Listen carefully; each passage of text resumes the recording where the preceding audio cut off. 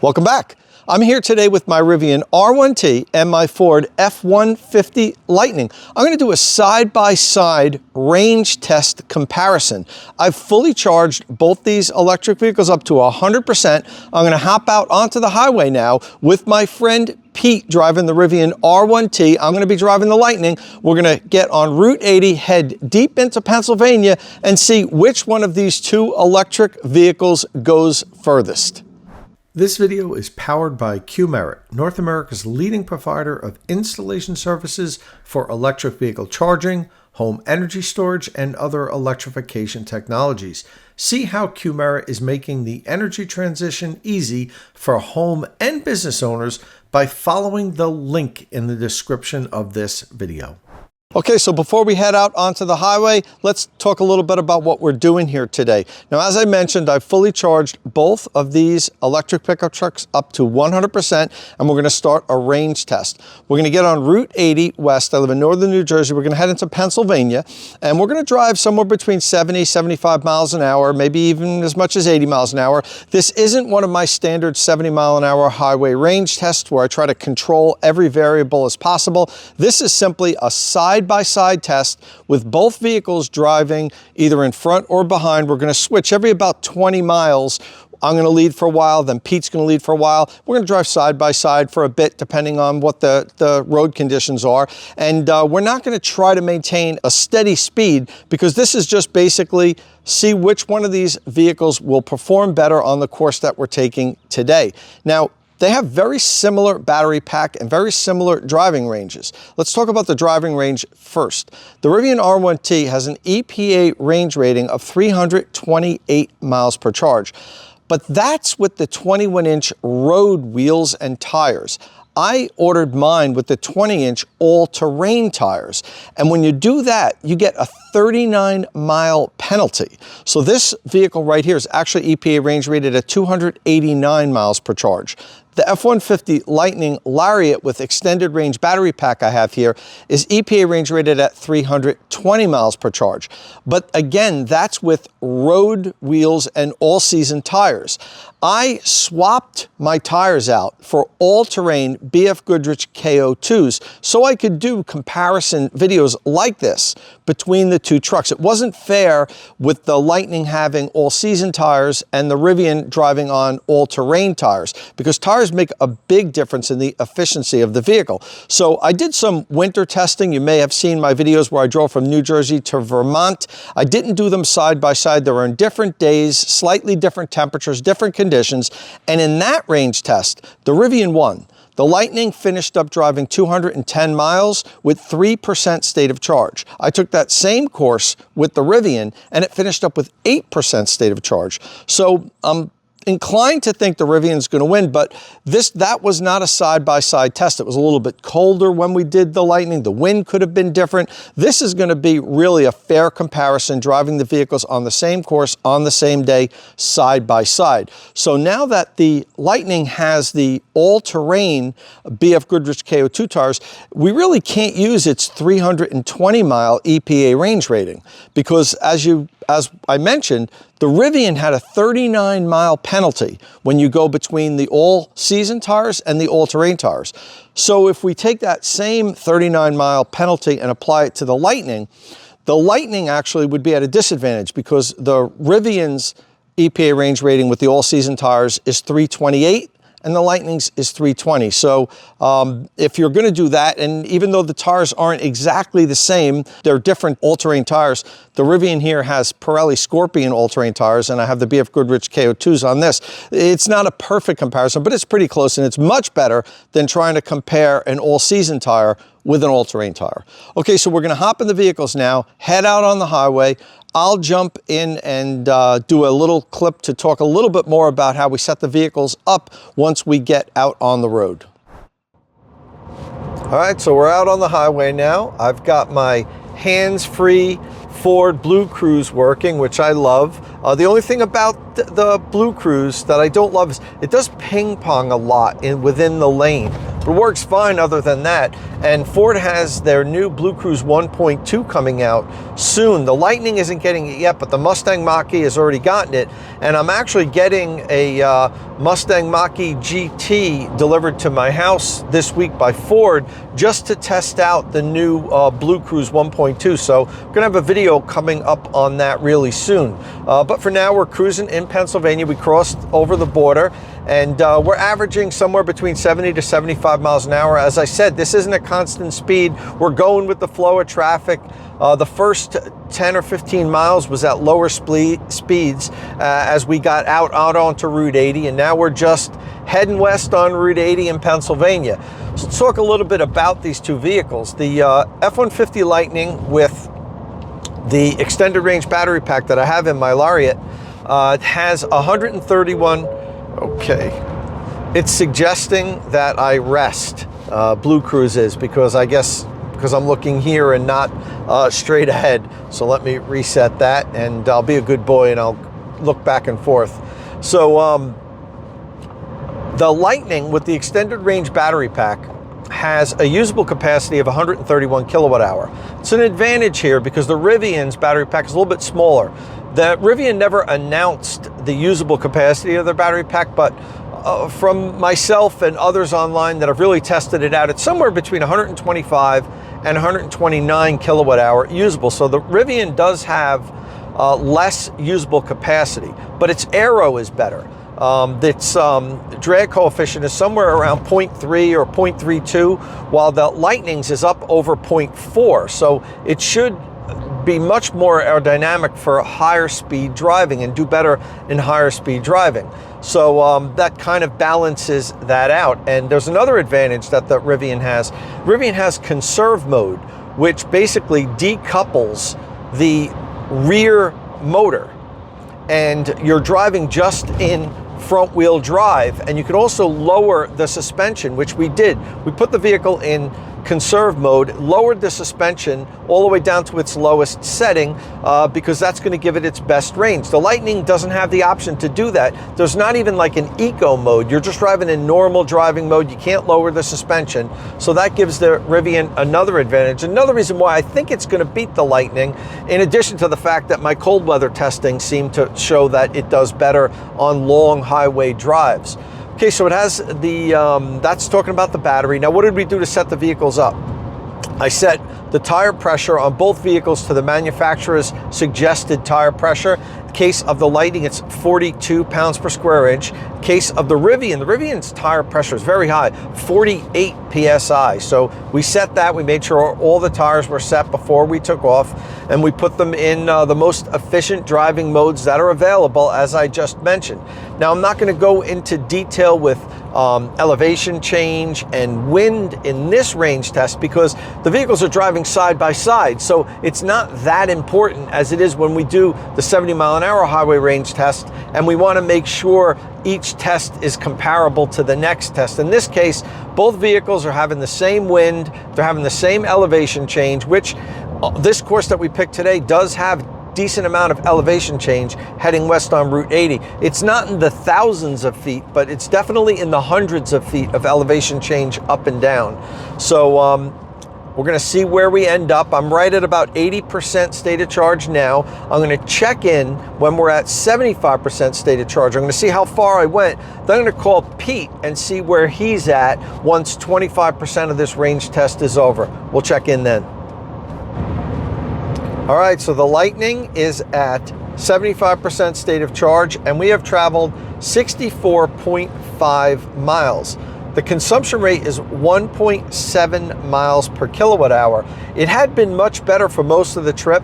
The last 10 miles or so were definitely in an elevation climb, and the road also opened up a bit, so I'm going a little bit faster. We're set at 75 miles an hour and driving up an elevation. So I watched the consumption rate drop from, we were averaging 2 miles per kilowatt hour down to 1.7 mile per kilowatt hour over the course of the last 10 or 15 miles. So this is definitely taking a hit consumption-wise. But the Rivian's doing the same thing behind me, so that's the point of this test. It's really not to compare any other vehicles. It's just Lightning versus Rivian on this course today. All right, so let's check in with Pete and see where he's at now that the Lightning is at 75% state of charge. Okay, Tom, I'm at 78% state of charge and 2.17 miles per kilowatt hour. So, so far I'm liking the Lightning. The ride actually reminds me a lot of my Model 3. It's a lot stiffer than I remember the Lightning to be on the highway from the last range test, and the steering I think has a little bit more road feel. I don't know, the stiffness might be, I noted that the wheelbase of the Rivian is considerably shorter than the Lightning, so maybe that's it. All right, I'll talk to you again at 50%. Checking in at 50% state of charge. Well, at least the Lightning's at 50% state of charge. I have a feeling the Rivian's doing a little better, because at 75% state of charge, Pete was at 78% state of charge in the Rivian, and the consumption rate was better there. He was averaging 2.17 miles per kilowatt hour. I was just averaging 1.7. So the Rivian definitely took the early lead, kind of as I expected. Okay, so at 50% state of charge here, I have traveled 126.5 miles. So I did a little bit less from 75% to 50% state of charge. If you remember, from 100% to 75%, we went 64.5 miles. I drove 62 miles from 75% to 50%. So we're at 126.5 miles driven right now. Consumption rate actually has gone up a little bit to 1.8 mile per kilowatt hour. So the Lightning's doing just fine. If we were to continue along this trip, we're gonna get more than 250 miles of range, and that's not bad considering it's mostly highway. We're driving 75, as much as 80 miles an hour, down to 70 miles an hour, somewhere in that range for most of the trip, other than the first about 12 miles, which was at lower speeds. Okay, so a little bit more about the trip. I talked in the last session about the battery capacity. One thing I want to mention is neither of these vehicles are brand new. I mentioned the stated capacity when the vehicles are brand new, which was 131 kilowatt hour for the Lightning, 125 to 28 for the Rivian R1T. But both of these vehicles I've had for a little while. I had the Lightning for 9 months. I've had the Rivian for 7 months. I'm driving both vehicles about 1,000 miles a month, because I have a little more than 9,000 miles on the Lightning, a little more than 7,000 miles on the Rivian. So I'm averaging just a touch over 1,000 miles per month for each vehicle. And I've done a lot of DC fast charging with these vehicles because I do a lot of charge recording, so more so than what I think the average owner of these vehicles would. So that could contribute to degradation, and all batteries degrade. The capacity I have in both these vehicles is not what it was when it was new. Hopefully it's close to that. I don't have any real way of measuring it right now, but both of the vehicles have lost some capacity over the course of the 9 and 7 months respectively that I've owned them. One more thing I want to mention is that both vehicles are set to 68 degrees in their climate control and on fan setting number 1. That way it's fair. If either one of us become uncomfortable, we're going to call the other one and say, look, I just had to raise the air conditioning a little bit, and then we'll do that, or the heat, whatever is needed. Even though it's not a super hot day today, it's pretty warm in the cabins because we've got the sun beating in on our heads through these beautiful big panoramic glass sunroofs. Now I can close the Lightnings. I really don't have a need to just yet, but Rivian's doesn't close. You can't close. There's no sunscreen on the R1T like there is here with the Lightning. So that's one of the things I like better about the Lightning. If it does get too hot, I can just close that sunscreen. You can't do that with the R1T. Okay, so let's see how Pete's doing now that I've reached 50% state of charge. Okay, Tom, it looks like the Rivian is opening up a little bit of a lead, or a substantial lead, I might say. I'm at 56% state of charge and 2.28 miles per kilowatt hour. So it does seem that we're opening up a lead back here. So just want to comment also on the highway assist here on the Rivian. It reminds me a lot of also on my Model 3, the autopilot. You set it the same way, and it seems to work equally as well. The couple of minor differences. It does seem to hold the lane better when you get by a lane merge without the hash mark lines on the side. The Tesla seems to want to center itself between a wider lane as a lane either exits or merges. The Rivian is better at that, but there is a slight amount of ping-ponging I'm feeling on this that the Tesla doesn't do. So it's kind of a wash between the two. So I like it. Back at 25% state of charge, we have driven 195 miles. And our consumption rate now is up to 2.0 mile per kilowatt hour. We had a good leg that time. We went 63.5 miles, not quite as much as we did from 100% down to 75%, but more than we did from 75% down to 50%. Sure, the Rivian is opening up its lead even more because in that last section, it added another 3% lead. And when I was checking in at 50% state of charge, Pete was reporting that he was at 56% state of charge. So if that holds, right now that I'm at 25% state of charge, he should be 9 or 10% state of charge more than me, maybe 34% or 35% state of charge. Looks like the Rivian's going to win this one, and that's not surprising. And really, it's probably mostly because of the fact that the Rivian has their conserve mode, and you're allowed to also lower the suspension way down low and reduce your aerodynamic drag. But the drive setting is really the big thing there. Their conserve mode disconnects the two rear motors, so you're driving only on the two front motors. The Rivian has 4 motors, 2 up front, 2 in the rear. The Lightning has 2 motors, 1 up front that powers both front tires, and the rear motor powers both rear tires. But the Lightning doesn't allow you to have any type of an eco mode where you run in 2-wheel drive like the Rivian does. So that's going to make the drivetrain much more efficient, and the Lightning just can't overcome that. The Rivian's going to win this range test comparison by a good margin.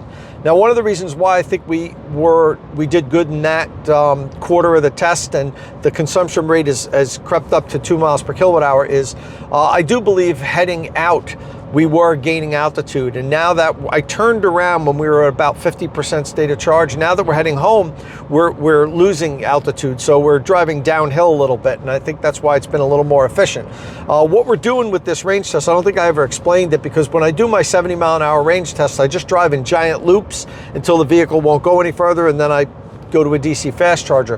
What we're doing here today is I just got on Route 80 from my house, headed west, and once the vehicle hit 50% state of charge, well, whichever vehicle hit it first, and the Lightning was the one that did, then I got off the next exit and turned around and headed back home. So basically I'm going to drive home, and hopefully we'll finish up right at 0. If not, I'll drive around by my house a little bit. The goal is to pull into my driveway as the Lightning is at 0% state of charge, and then we'll take a look at the Rivian and see what the percentage is, the state of charge percentage, and what the estimated remaining range is. And then we'll do some calculations and we'll figure out exactly how much further we think it could have went based on how far it went with what percentage state of charge in this drive here today. So we're not going to drive the winner down to 0. We're just going to drive the loser down to 0 and see what the balance left in the battery of the winner is, which is going to be the Rivian R1T for sure.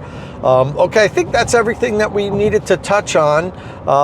The course, the fact that the Rivian's just more efficient, the fact that you can put it in conserve drive and just cut out those 2 rear motors, and also the fact that it has the tonneau cover in the back on the bed. It's got a smaller bed with the tonneau cover that's going to help increase its aero. The Lightning doesn't have that. I could have put an aftermarket one on, but the Rivian came with one. I may eventually put a tonneau cover on this, but for this test, I really just wanted to run stock, and the only thing we changed were the tires, and that might have played a role too. I think the BF Goodrich KO2s are a little more aggressive than the all-terrain tires that the Rivian has, but it's still better than if I would have run it with the all-season tires versus the all-terrain tires. That really wouldn't have been fair.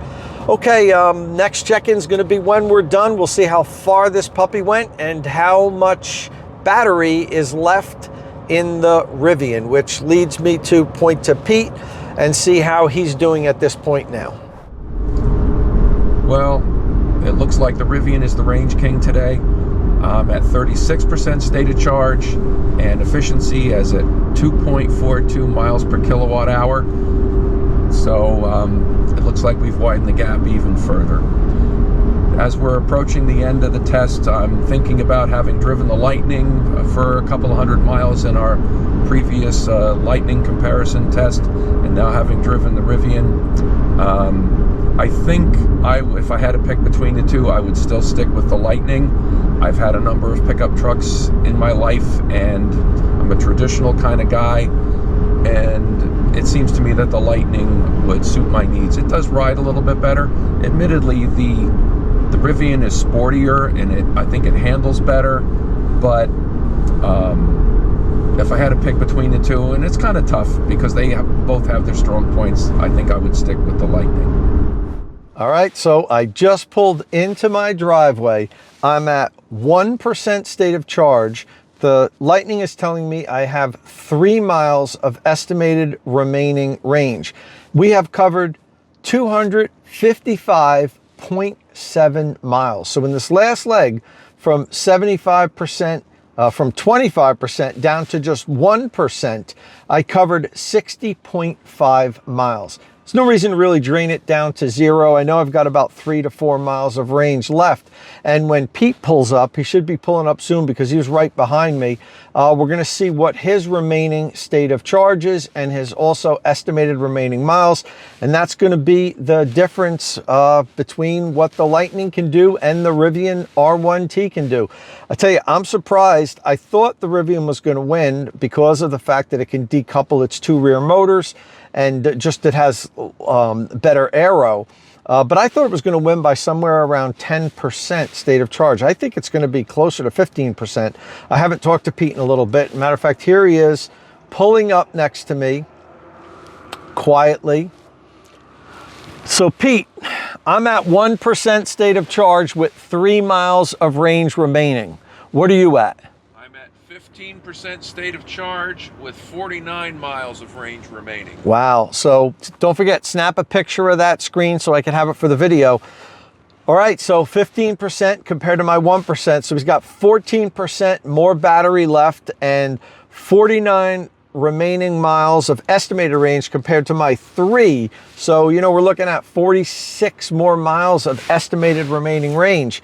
We'll crunch the numbers and see if that's exactly what I think it will be once we really look at how many miles we went for each percent state of charge. And I'm going to plot that out next. I'll analyze the data that we had here today, the consumption rates, all that stuff. I'll put it all together in a nice comparison chart, and then we'll do further analyzing. But for now, the Rivian R1T is the range king, and by a good amount. It beat the Lightning in the winter by 5% state of charge on the same course, a 210-mile course, but there was on different days and different weather conditions. And also, another one of the reasons I think the Lightning did better as compared to the Rivian, even though the Rivian still beat it in the winter, was the Lightning can precondition its battery. So in the winter when it was really cold, I had the battery preconditioning on, warming the battery up really nice. So I left my house 100% charged with a nice toasty warm battery. The Rivian doesn't have that feature. So that's why the Rivian only beat the Lightning in the cold weather by 5%. Yet here, when it's in the 60s, it beat the Lightning by almost 15%. So big difference. And that's a big difference if you're road tripping with a Rivian compared to a Lightning. You have to make sure, if you're really trying to squeeze your range out, you put it in conserve mode and lower that suspension way down low to reduce the drag. And you're basically driving a front-wheel drive vehicle, but you'll go a lot further. Okay, now let's take a look at that data and see how this all plays out once I've had time to really absorb the numbers. All right, well, that wasn't nearly as close as I thought it was going to be. So let's take a look at the numbers and figure out exactly what happened here. All right, to recap, when I hit 75% state of charge, I had driven 64.5 miles in the Lightning, and I was averaging 1.7 miles per kilowatt hour. At that moment, The Rivian R1T was at 78% state of charge, which was 3% more than the Lightning was at, and was averaging 2.17 mile per kilowatt hour. At the 50% check-in point, I had driven 126.5 miles, and the Lightning had crept up to 1.8 mile per kilowatt hour, slightly better. At that point, the Rivian was at 56% state of charge, which is 6% better, and had been averaging 2.2 mile per kilowatt hour. With 3/4 of the range test done, I was at 195 miles driven, and I now was averaging 2 miles per kilowatt hour. The reason why the consumption rate was improving was because the trip out before I turned around and head back home had a lot of elevation climb. And then the trip home, we were losing that elevation. That's why it was a little bit more efficient. And at that point, the R1T was at 36% state of charge, which is 11% better, and was averaging 2.42 mile per kilowatt hour. When we finished up the trip, I had 1% state of charge. I had driven 255.7 miles. I was still averaging 2 miles per kilowatt hour, and the R1T was at 15% state of charge, which is a whopping 14% state of charge better. And over the course of the entire trip, the R1T averaged 2.45 miles per kilowatt hour. Okay, so when I finished up, I was at 1% state of charge, and the Lightning was displaying that it had 3 additional miles of range remaining, estimated. Now, I've driven the Lightning enough to know I could always add another mile or 2 onto that once the estimated range hits 0. So I'm comfortable adding the additional 4.3 miles and rounding it off at 260 miles. That's pretty much as far as I could have gone on this range test with the Lightning. Now, the Rivian finished up with 15% state of charge. So it used 85% of the battery to go 255 miles. If you do the math, that means it drove 3 miles for every 1% of the battery used. Now, if you take the remaining 15%, you multiply it times 3, you come up with 44 remaining miles. Although the range estimator was saying 49 miles, a little bit more, because again, I think it realizes it has a little bit more left in the pack once it hits 0. So if you add the 45 miles to the 255, you get an even 300 miles. If you add the 49 miles, it comes up to 304. So fairly confident saying in this range test here today on the course that I took, which was about 90% highway speeds, only about 10% was done getting to the highway and then getting off the highway. I'm pretty comfortable saying in what we drove here, I could have definitely driven 300 miles, at least 300 miles if I wanted to completely exhaust the pack. And that's really good. It outperformed its EPA range rating, although what we did here wasn't exactly what the EPA does when they do their range rating, but we need to use some type of a barometer, so the EPA range rating is really the only thing that we have that's a consistent through the industry. And as I mentioned earlier, the EPA range rating, the combined EPA range rating for the R1T is 289 miles. So we exceeded that in the range test here today, which is impressive as far as I'm concerned. The Rivian absolutely did fantastic. Now, the interesting thing about it is, and part of the reason why I'm a little surprised it beat the Lightning so badly, was because I've driven the Lightning now almost 10,000 miles, about 9,500 miles. And my overall consumption rate is 2.0 mile per kilowatt hour. I never reset the B trip meter on the vehicle. I do that on all my vehicles so I can see what my long-term consumption is. So I'm averaging 2 miles per kilowatt hour. Now, I've had the Rivian a little bit less time, so I've only driven that about 8,000 miles. But take a look at the consumption rate, 1.97 mile per kilowatt hour, pretty much exactly the same as the Lightning. And my wife and I both share both vehicles equally. We do the same type of mixed driving, highway, city use. Neither vehicle really drove more on the highway or less on the highway. It's pretty much a fair comparison here. And basically the consumption rate's exactly the same. Why is that the consumption rate's exactly the same over this long period of time of mixed driving, yet when we did this specific course and when I did my winter driving test up to Vermont, the Rivian beat the Lightning considerably both times, a lot more this time. There's a couple reasons. The first reason is on the Lightning The first, say, 4 months that I owned it, I was driving on the all-season tires. So that would give it a little bit of an advantage to maybe close the gap of efficiency between the vehicles, but not too much. It would give it some advantage. The bigger difference here is the conserve mode.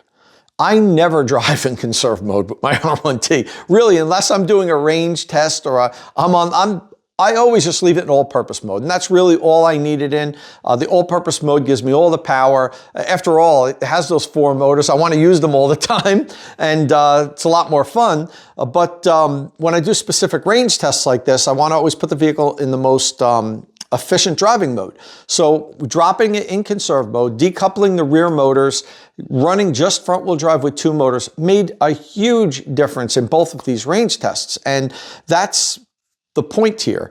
If you do get a Rivian R1T or an R1S and you're trying to really extend your range, you've got to put it in conserve mode because it makes a very big difference. I bet if I would have left it in all-purpose mode and done this test, we would have ended up very closely. The Rivian probably would have beaten the Lightning, but not by nearly what we saw here, maybe a couple percentage points, and that's it. So always drop it in conserve mode, lower the suspension. If you really want to squeeze out as many miles as you can, it's going to make a huge difference. You can see here, when you just leave it in all-purpose mode, and I always drive the Lightning pretty much in normal mode. I very rarely drop either one in sport mode because both vehicles have so much power, you really doesn't make much of a difference. And you get the full power anyway. It's just the throttle mapping changes a little bit when you drop it in sport mode.